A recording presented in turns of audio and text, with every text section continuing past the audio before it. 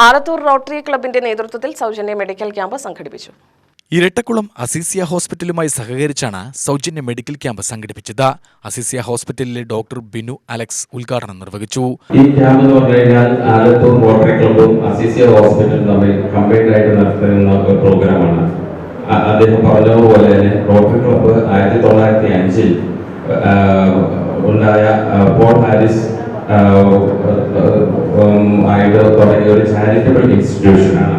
അതുപോലെ തന്നെ അസീസിയ ഹോസ്പിറ്റൽ നിങ്ങൾ എല്ലാവർക്കും അറിയാമായിരിക്കും, പിതൃസ്ഥാപനമാണ്. കൊല്ലത്തുള്ള അസീസിയ ഹോസ്പിറ്റൽ വളരെ ഗംഭീരമായി പ്രവർത്തിച്ചു വരുന്നത്.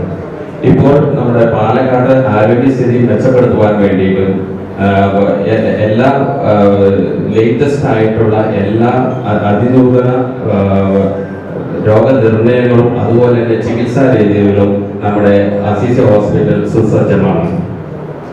ഈ പറഞ്ഞിരിക്കുന്ന പോലെ ഈ നിങ്ങൾ വന്നിരിക്കുന്ന ഈ ക്യാമ്പിലേക്ക് ഈ ക്യാമ്പ് ശരിക്കും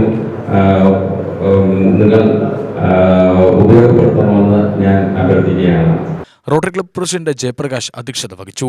doctor Sailan, chief nurse Jessy Deepan എന്നിവർ ക്യാമ്പ് വിശദീകരണം നടത്തി. വിജയകുമാർ സ്വാഗതവും രമേശ് നന്ദിയും പറഞ്ഞു. 15ഓളം ഡോക്ടർമാർ ക്യാമ്പിന് നേതൃത്വം നൽകി. നിരവധി പേർ ക്യാമ്പിൽ പങ്കെടുത്തു. UTV news, Palakkad.